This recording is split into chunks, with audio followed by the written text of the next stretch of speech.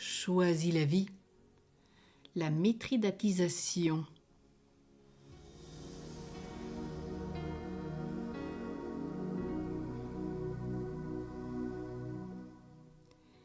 Si tu te préoccupes obsessionnellement de ta santé, si tu es hypocondriaque, interroge-toi.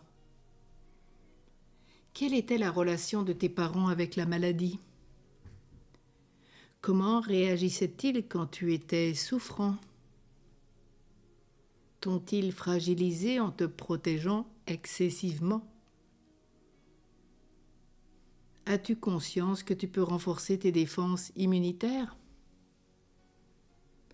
As-tu appris à te mitridatiser ?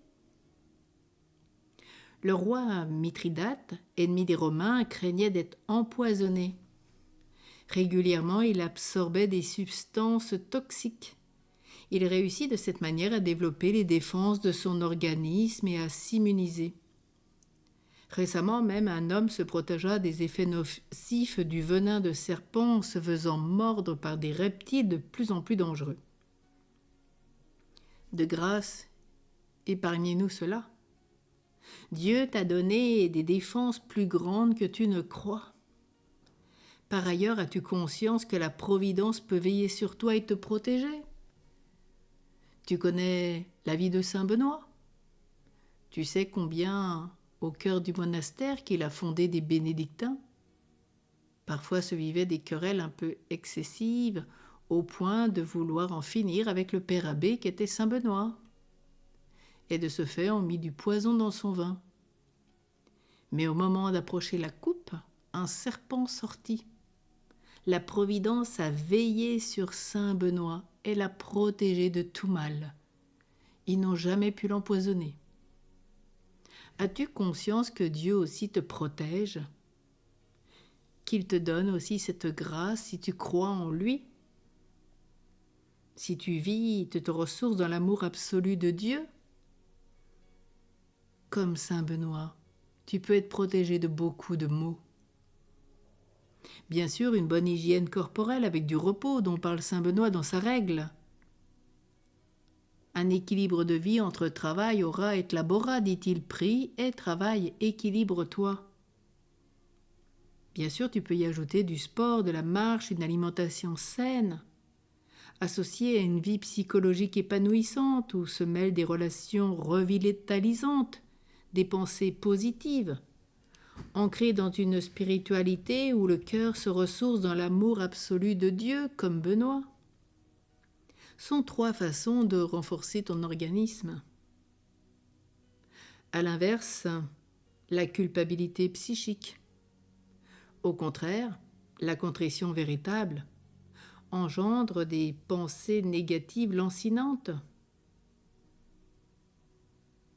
Si tu vis vraiment de cette contrition véritable, tu ne vivras plus dans ce schéma psychologique.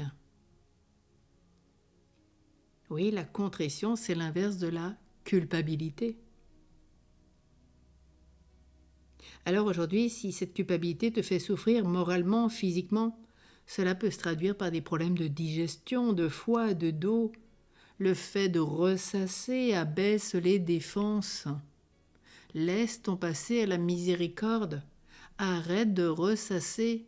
N'abîme pas ton corps. C'est la porte ouverte à tous les troubles fonctionnels et à la maladie. Beaucoup de médecins nous expliquent que nous ne faisons que, dans nos mots psychologiques, les traduire par des mots physiques, parce que nous ne savons pas les gérer.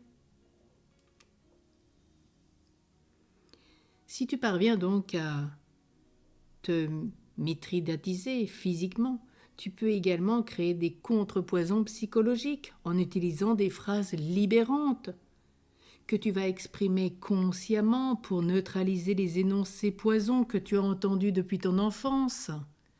Et cela va te protéger de toute parole et mots maléfiques. Par exemple, tu diras « j'ai tout pour réussir » au lieu de dire « je rate toujours tout ». Remplace « je ne suis pas intéressant » par J'exploite les richesses qui sont en moi et j'en fais profiter les autres. Je suis une merveille de Dieu que Dieu a créée. Dieu a brodé chacune de mes cellules. Merveille que je suis, être étonnant que je suis.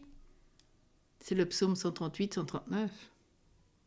Efface tes craintes inutiles en déclarant « Dieu me protège à chaque instant et en toutes circonstances ». Alors de quoi avoir peur ? Fais confiance. Comme saint Benoît, prie-le, il t'aidera à vaincre tes peurs, tes craintes, tes culpabilités et t'amènera à la vérité, à te ressourcer dans l'amour de Dieu véritable qui te protège de tout mal. Car ton Père est bon, il est amour, il est plein de tendresse et il veut ton bonheur. Il te protège et te garde sur tous tes chemins.